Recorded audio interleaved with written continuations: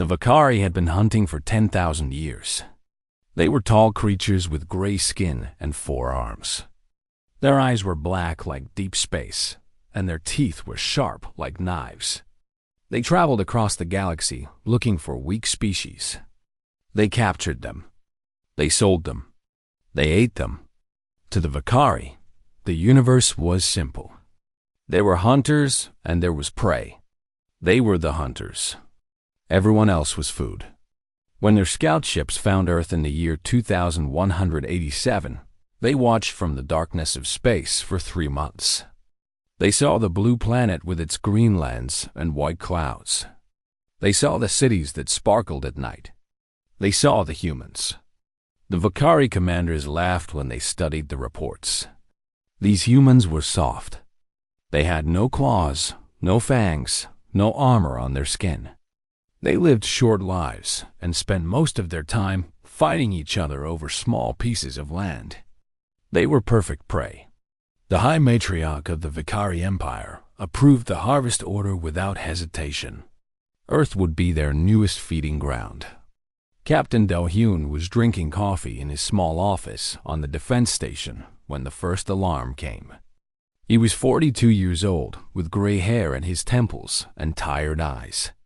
He had served in the United Earth Defense Force for 20 years, mostly guarding quiet outposts where nothing ever happened. Today, something happened. Captain. His communications officer, a young woman named Yuna, ran into his office. Her face was pale. Kepler-7 just sent a distress signal. Then it stopped. Do-hyun put down his coffee. Kepler-7 was a farming colony with 50,000 people. What do you mean it stopped? I mean it stopped, sir. Mid-transmission. Someone was screaming, and then nothing. Do-hyun felt a cold feeling in his stomach. He followed Yuna to the command center, where other officers were already gathering around the screens. They tried to contact Kepler-7 again and again. No response. Then another alarm came. Colony Kepler-12 went silent. Then New Sol Station. Then the mining outpost on Titan 7. Within 6 hours, 4 human settlements had disappeared. Yuna worked through the night, trying to find a pattern. She was young, only 26, but she was the smartest officer Do-hyun had ever met. By morning, her eyes were red from staring at screens, but she had found something. "They're not being destroyed," she said, her voice shaking. "The colonies are still there. The buildings are still standing. But all the people are gone. Someone is taking them. Taking them where?" Do-hyun asked. Before Yuna could answer, every screen on Earth lit up with the same image. The Vakari made their introduction. The broadcast showed a massive ship, bigger than any vessel humans had ever built. Inside were cages.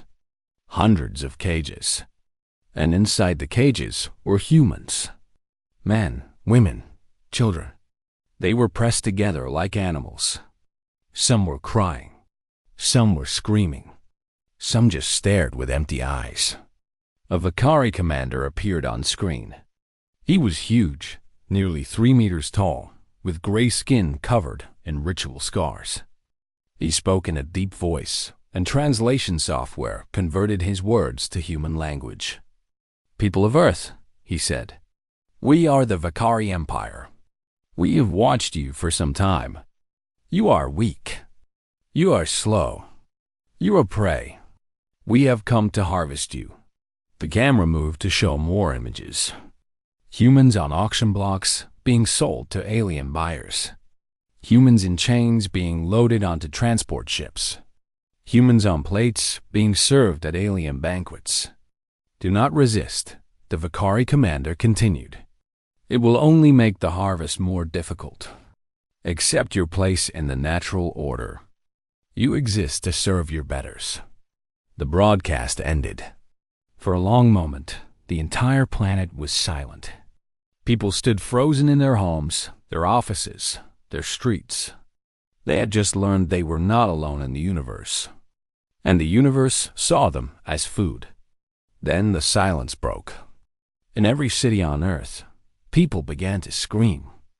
But it was not the scream of fear. It was something else. Something older. Something that had been sleeping inside humanity since the first humans picked up rocks to defend their families from predators. It was rage. Doheen watched the chaos unfold from his station. Governments were collapsing. Leaders were hiding. The military command structure was falling apart as officers abandoned their posts to find their families. But Doheen did not move. He stood at his command console, staring at the last image from the broadcast. A human child in a cage, reaching through the bars toward the camera. "Sir?" Yuna stood beside him. Her voice was steady now.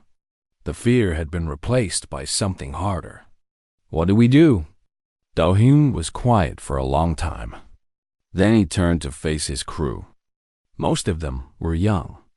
Most of them had never seen real combat. They were looking at him for answers. "We fight," Doheen said simply. "Sir, we don't know anything about them," another officer said.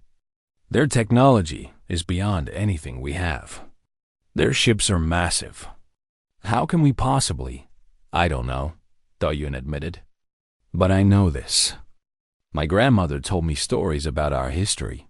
Humans have always faced enemies that seemed impossible to defeat. Lions when we had only spears. Armies when we had only farming tools. Empires when we had only our anger." He looked at the frozen image of the caged child. "They think we are prey. They think we will run and hide and wait for death. They are wrong. Across Earth, the same decision was being made. In military bases and government bunkers, in factories and universities, in small homes and tall towers, humans were choosing. Not flight, fight. Within days, the United Earth Council was formed. Every nation set aside its differences. Every resource was shared. Every scientist, every engineer, every soldier was called to serve. They did not know how they would win. They did not know if they could win. But they knew one thing with absolute certainty. They would not go quietly. The Vakari expected Earth to surrender within a week. They expected begging and pleading and offers of tribute. Instead, they received a single message, broadcast from every transmitter on the planet. "To the Vakari Empire," the message said, "you have taken our people. You have called us prey. You have made a mistake that your species will regret for the rest of its short existence. We are coming for our people. We are coming for your ships. We are coming for your worlds. And we will not stop until every cage is empty and every slaver is dead. This is not a threat. This is a promise. Signed,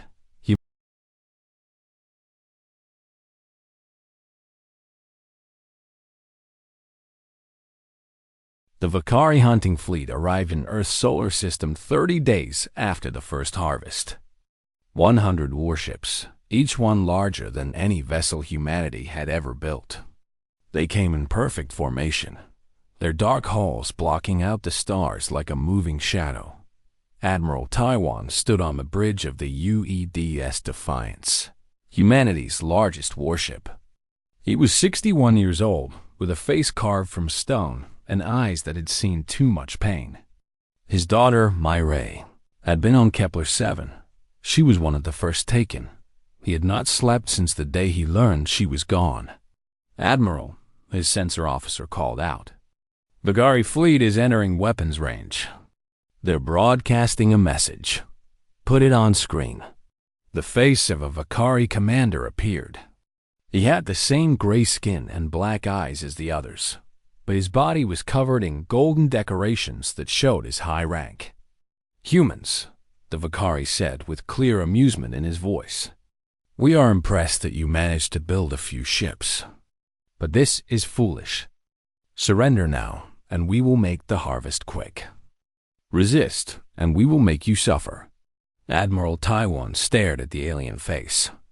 He thought of his daughter. He thought of the cages. He thought of humans being sold like animals. "This is Admiral Taiwan of the United Earth Defense Force," he replied. "We don't negotiate with slavers." The Vakari commander tilted his head, confused. No prey species had ever spoken to them like this. "Then you choose death," the Vakari said. "No," Taiwan answered. "We choose war." The human fleet was small compared to the Vakari armada. Only 47 ships, built in desperate haste over the past month. Their weapons were primitive by galactic standards. Chemical rockets, nuclear warheads, kinetic projectiles. The Vakari expected an easy victory, but deep beneath the surface of Earth, in a secret facility that had been working day and night since the first broadcast, Dr. Yunji was about to change everything. Yung was 35 years, old with messy hair and circles under her eyes from weeks without proper sleep. She was a physicist, one of the best on Earth. When fragments of a crashed Vakari scout ship were brought to her lab, she was given one order: find a way to fight back. She had found more than that. "The weapon is ready," she announced to her team. Her voice was hoarse from exhaustion. "I don't fully understand how their technology works, but I understand enough." She called Admiral Taiwan directly. "Admiral, I'm transmitting the coordinates now. Get your ships to those positions and wait for my signal. When I give the word, fire everything at the center of their formation." "What exactly are we firing at, Doctor?" Yunji smiled for the first time in weeks. "A surprise." The battle began with a Vakari advance. Their ships moved forward in a classic hunting formation, designed to surround and trap prey. They fired their energy weapons, bright beams of light that cut through space. 3 human ships were destroyed in the first minute, 2 more in the second minute. The Vakari laughed across their communication channels. This was too easy. Then Yunji gave her signal. Every remaining human ship fired at once. Not at the Vakari vessels, but at a single point in space between them. Hundreds of missiles and kinetic rounds converged on that exact location. In that spot, invisible to the eye, Yunji had placed something. A device built from Vakari technology. A device that created a tiny tear in the fabric of space itself. When the human weapons hit that tear, something impossible happened. The explosion did not behave like a normal explosion. It twisted and folded and multiplied. It reached out in every direction at once, touching every Vakari ship in the formation. For a single instant, each ship existed in 2 places at once. And then the universe corrected itself violently. 31 Vakari ships were destroyed in that instant. Not damaged, destroyed, broken, into pieces smaller than dust. The survivors stopped laughing. Admiral Taiwan pressed the attack. His ships charged forward, firing everything they had. They were still outgunned, still outnumbered. But the Vakari were confused and frightened for the first time in their long history. What happened? The Vakari commander screamed across the communication channels. What did they do? No one could answer him. The battle lasted 11 hours. 11 hours of chaos and fire and death. Human ships rammed Vakari vessels when their weapons ran empty. Human pilots flew into enemy hangars and detonated their own reactors. Human soldiers boarded Vakari ships and fought hand-to-hand in the corridors. The Vakari had better weapons. They had stronger ships. They had thousands of years of experience. But they had never met an enemy that refused to die. They had never fought prey that fought back with such fury. They had never seen creatures willing to sacrifice themselves just to take one more enemy with them. By the end, the Vakari fleet was broken. 60% of their ships were destroyed or disabled. The survivors retreated, their faster-than-light drives carrying them away from the system in desperate flight. Admiral Taiwan stood on his damaged bridge, surrounded by the bodies of his fallen crew. The Defiance was barely holding together. Most of his fleet was gone, but they had won. "Sir, his communications officer said weakly.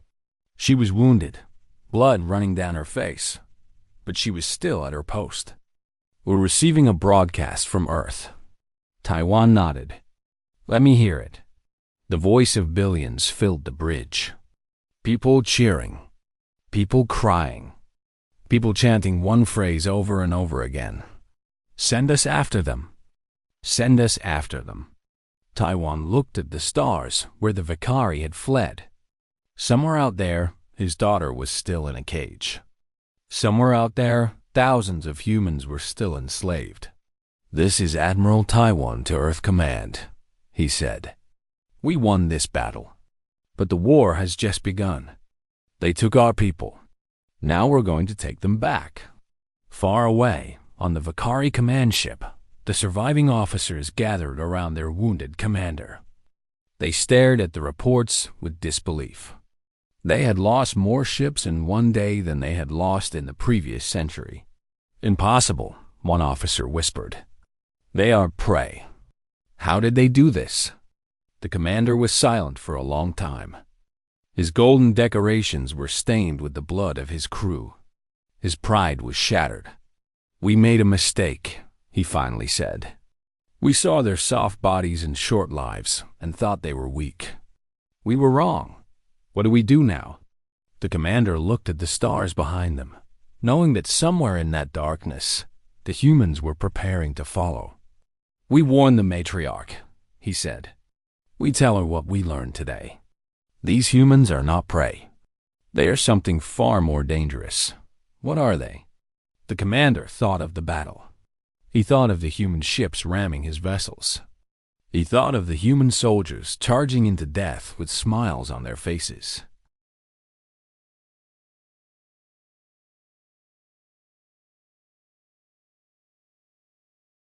The factories never stopped.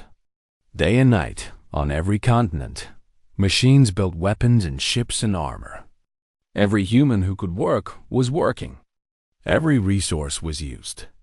Every mind was focused on one goal: vengeance. Dr. Yunji had cracked the secrets of Vakari faster than light travel. Human engineers had built engines that could cross the galaxy in days instead of years. Human scientists had created weapons that could match and even surpass the alien technology. And human soldiers had trained for war.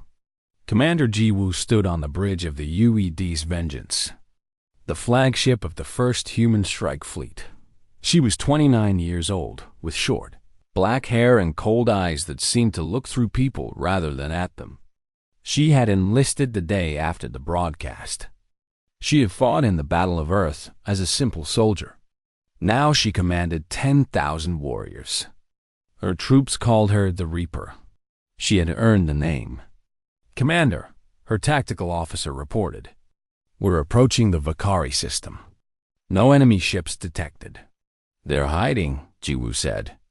They think if they stay quiet, we'll pass them by. She smiled. It was not a friendly smile. They're wrong. The Vakari slave market on Kara Station was one of the largest in the Empire. Every day, thousands of captured beings were bought and sold there. Humans had become a popular product.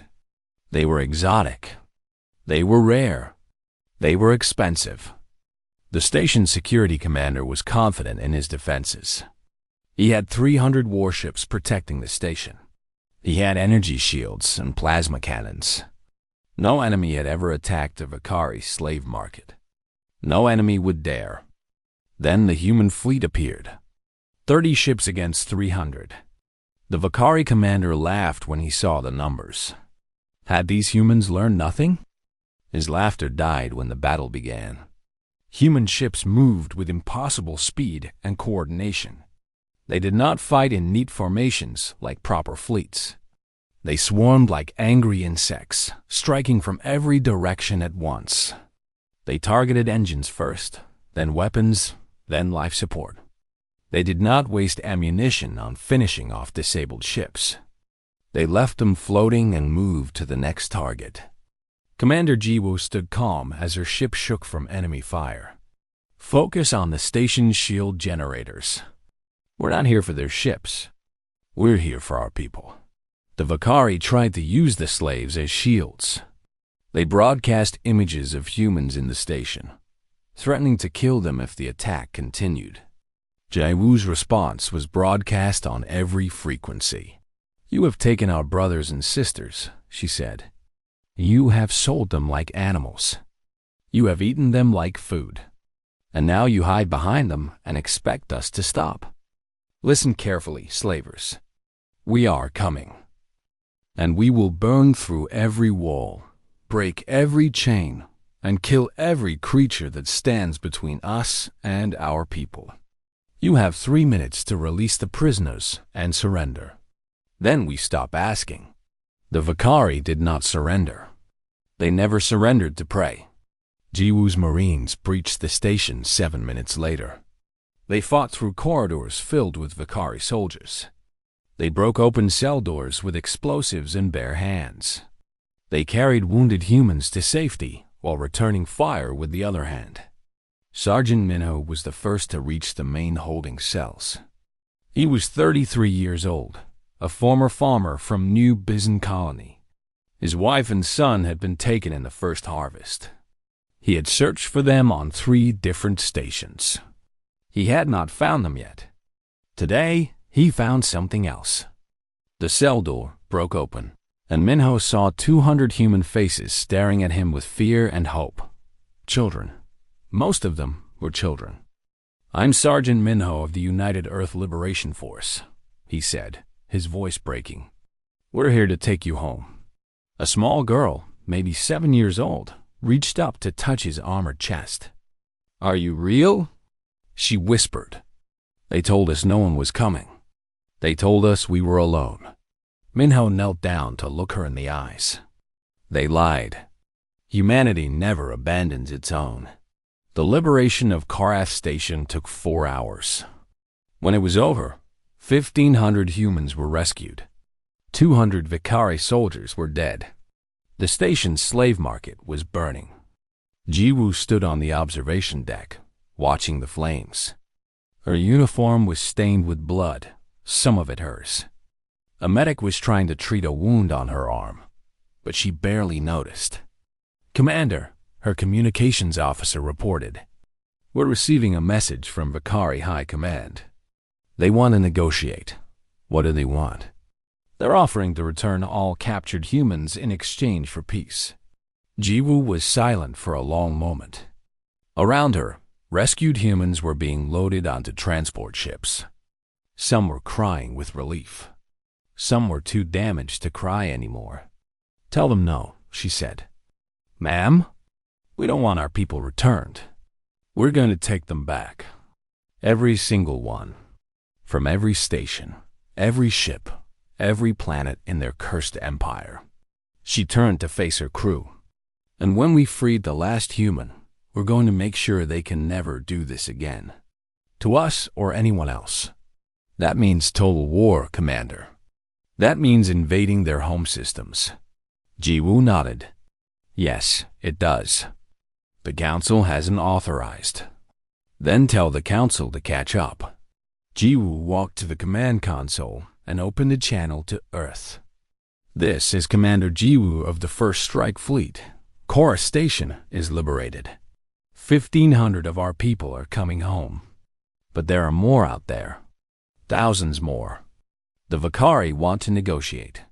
Here is my recommendation." She paused, looking at the burning station one more time. "We don't stop until they beg. And then we don't stop until they understand.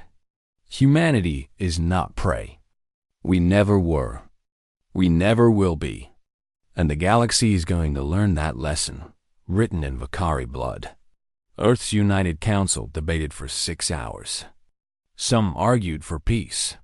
Some argued for caution. But in the end, the vote was unanimous. The war would continue. The liberation would not stop. And the Vakari would pay for every human they had ever taken. Minho stood on the deck of a transport ship, watching the stars pass by. In his pocket was a photograph of his wife and son. He had not found them yet, but he would. He would search every cage in the galaxy if he had to. A young lieutenant approached him. "Sergeant, we just received word. Intelligence has located another slave market, bigger than Korath. The commander wants you on the strike team." Minho looked at the photograph one more time.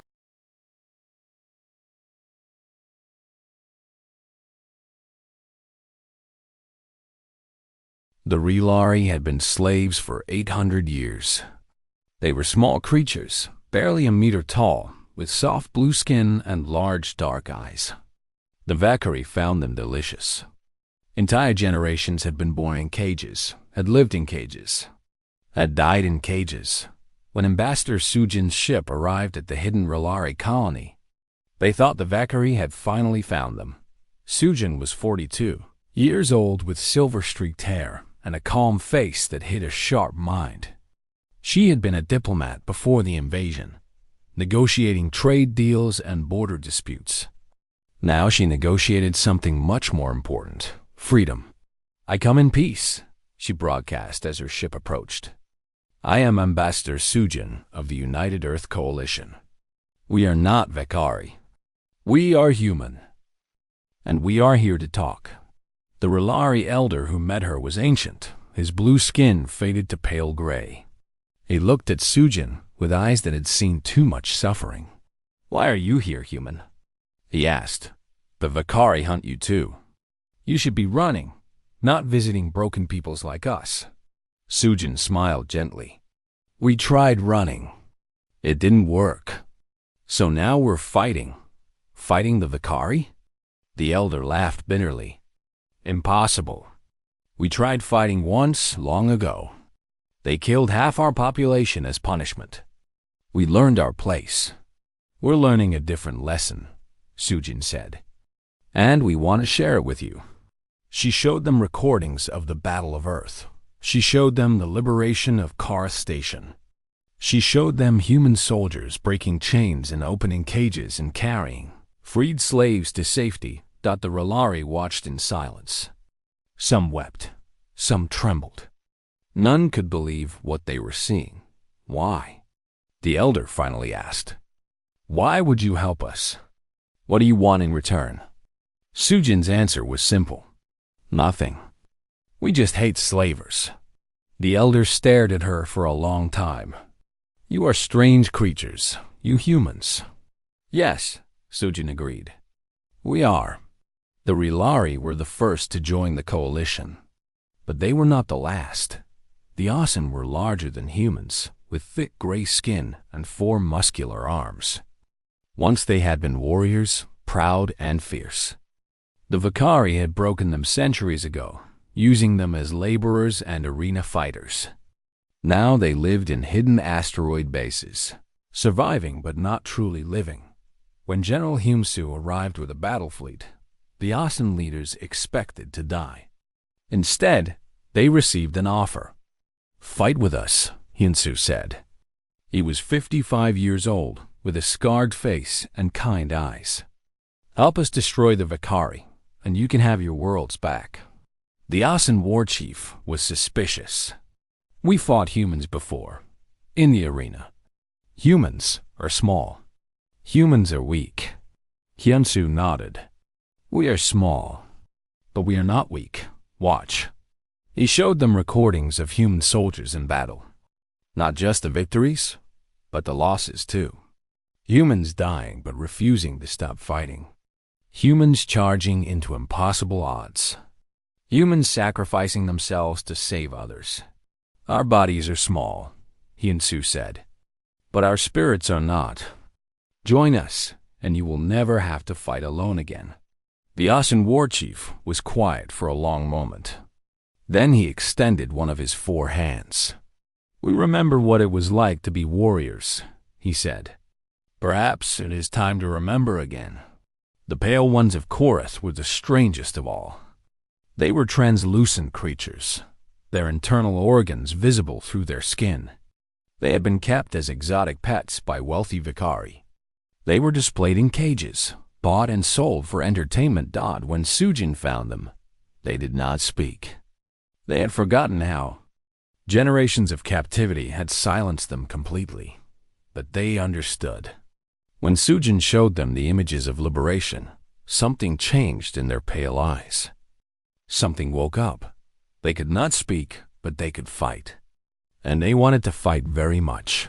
Within 6 months, the Coalition of the Consumed was formed. 12 species, each one a victim of Vakari cruelty. Each one ready to fight back. Each one tired of being prey. General Hyunsu commanded the combined forces. It was not easy. Each species had different customs, different languages, different ways of fighting. But Hyunsu had a gift for understanding people. He learned their names. He learned their stories. He treated every species as equals. An Asen commander once asked him why humans cared so much about species they had never met. Hyunsu thought of his grandmother, who had told him stories of old Earth, stories of people who had helped strangers because it was right, not because it was profitable. Because if we don't stand for others, he said, no one will stand for us. The Coalition's first major operation was the assault on Vakari 4 Base 7. It was a massive military installation, heavily defended, key to Vakari control of 3 sectors. Human ships provided the main assault. Asen warriors led the ground attack. Rilari engineers disabled the base's power systems. The Pale Ones slipped through ventilation systems, appearing behind enemy lines without warning. The Vakari defenders were confused. They had never faced a coordinated assault by multiple species. They had spent millennia keeping their prey divided and weak. Now that prey was united and strong. The battle lasted 2 days. When it ended, 4 Base 7 was a burning ruin. 3,000 Vakari soldiers were dead or captured. And the Coalition had proven something important. They could win. Sujin addressed the Coalition Council after the victory. Representatives from all 12 species gathered in a great hall. The first time so many victim species had ever stood together. The Vakari believed that fear would keep us apart, she said. They believed that if they hurt us enough, we would never rise. They were wrong. She looked around the hall at the faces of so many different beings. Blue Rilari and Grey Asen and pale translucent Korath and others, all listening, all hoping. We are not alike, she continued. We have different bodies, different languages, different cultures. But we share one thing. We all know what it is to suffer. We all know what it is to be prey. And we all know that the time for suffering is over. The hall erupted in cheers and roars and sounds that humans could not even name. 12 species, speaking with one voice. No more prey. Only hunters now. General Hyunsu stood beside Sujin, watching the celebration. He thought of his soldiers, human and alien alike, who had died to reach this moment. He thought of the battles still to come. This is only the beginning, he said quietly. Sujin nodded. I know, but it's a good beginning. Hyunsu looked at the assembled allies, so different yet so united. The Vakari created us, he said. They hunted so many species for so long that they created the one thing that could destroy them. A coalition of everyone they ever hurt, all fighting together. Poetic justice, Sujin said. Yes, Hyunsu smiled grimly. Let's hope the Vakari appreciate poetry, because they're about to experience a very long poem about revenge. The coalition began its final preparations. Ships gathered.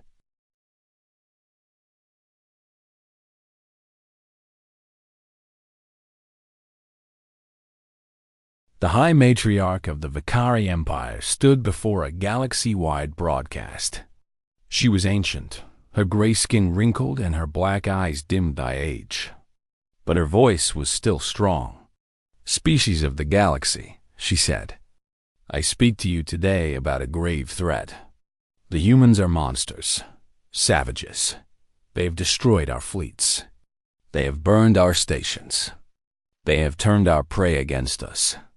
They are not liberators, they are destroyers. She paused, her four hands clasped together in a gesture of false peace. We offer peace. We offer to release the remaining human captives. We ask only that the attacks stop, that order be restored, that the natural way of things continue. The galaxy listened to her words.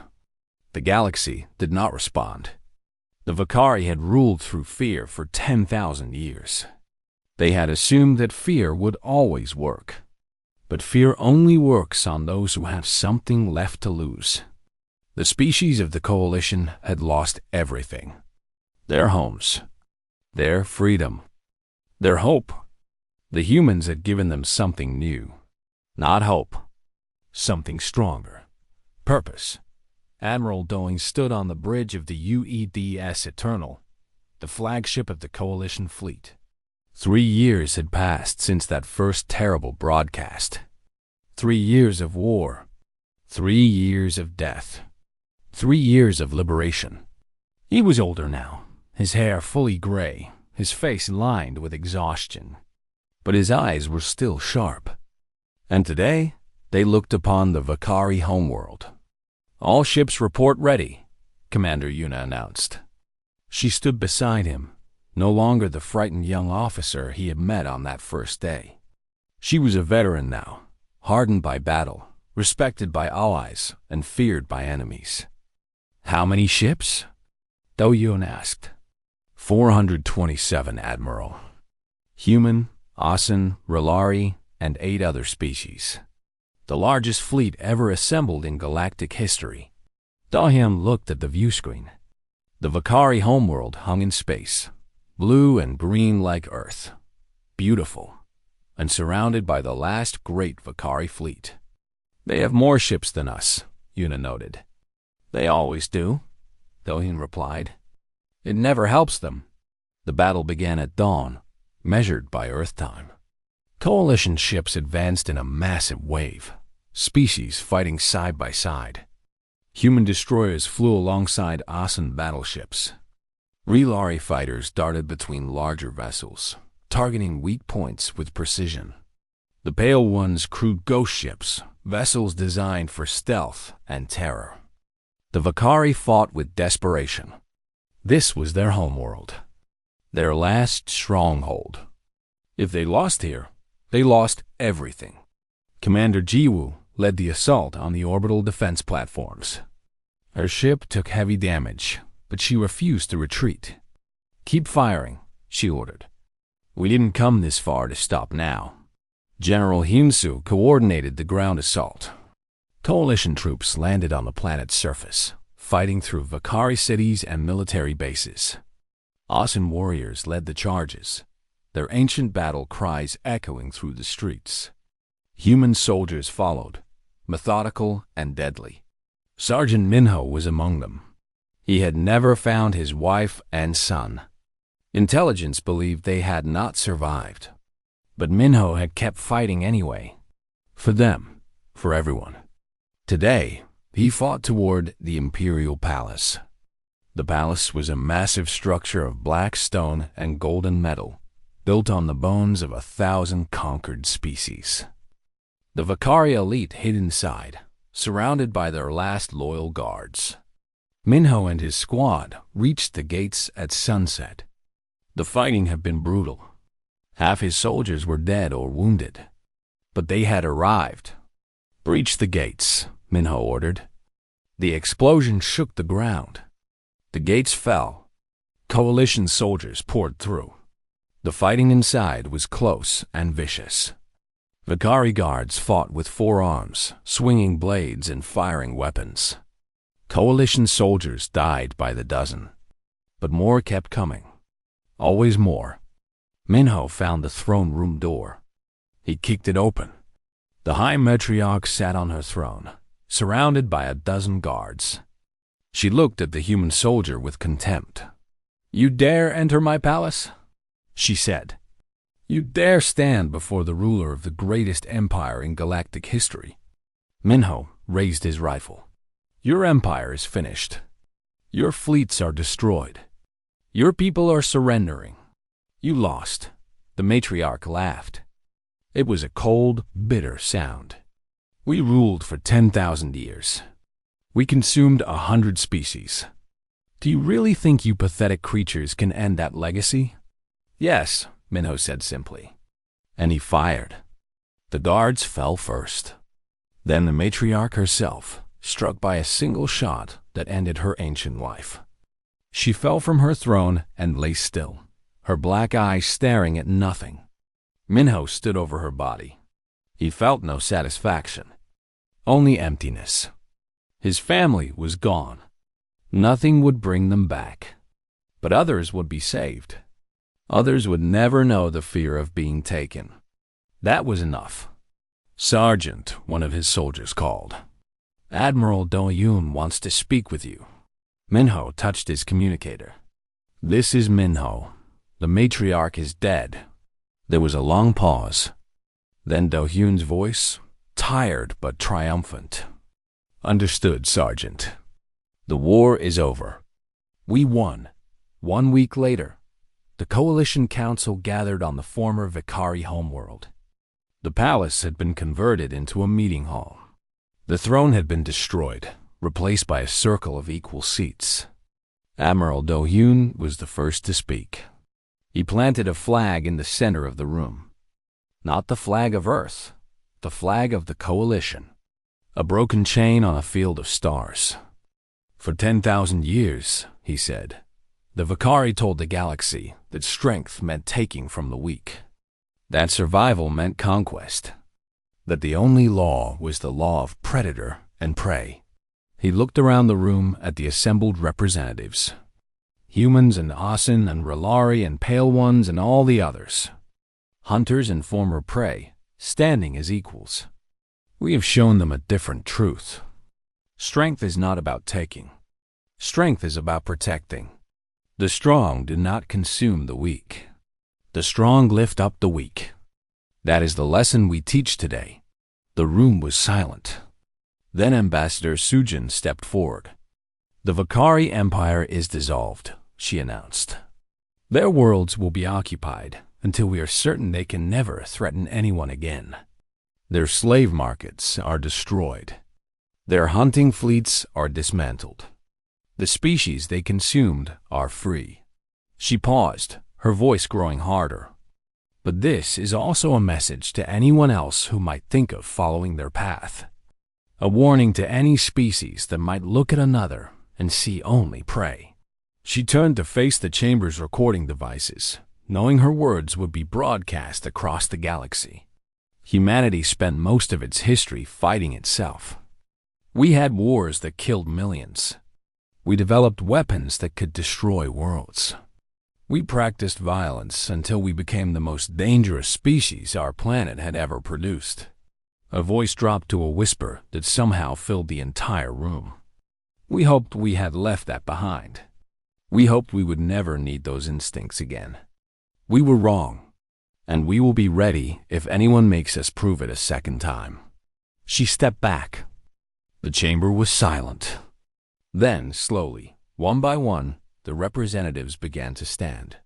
They raised their hands, their claws, their appendages in salute. Not to Sujin, not to any single species, to the Coalition, to the idea that the consumed could become the liberators, that prey could become protectors. Minho watched from the back of the chamber. He wore his sergeant's uniform, now decorated with medals he had never asked for. In his pocket was the photograph of his wife and son. He would carry it forever. A Relari child approached him. She was small, barely reaching his knee, with wide dark eyes. "Are you the soldier?" she asked. "The one who killed the matriarch?" Minho nodded. "Thank you," she said. "My mother was in the cages. You freed her." She hugged his leg briefly, then ran back to her mother, a Relari woman with tears streaming down her blue face. Minho watched them go. For the first time since the war began, he felt something other than anger and grief. He felt hope. Admiral Do-yoon appeared beside him. "You're a hero, Sergeant." They want to give you a medal. Maybe promote you. I don't want medals, Menno said. I don't want promotions. I just want to go home. Dalian nodded. Earth is waiting. It's different now. Better. We've built something worth protecting. Minho looked at the Relari child one more time. Then he looked at the broken chain flag. We all built something, he said. All of us together. He turned and walked toward the door. Behind him, the coalition celebrated their victory. The war was over. The galaxy had learned its lesson.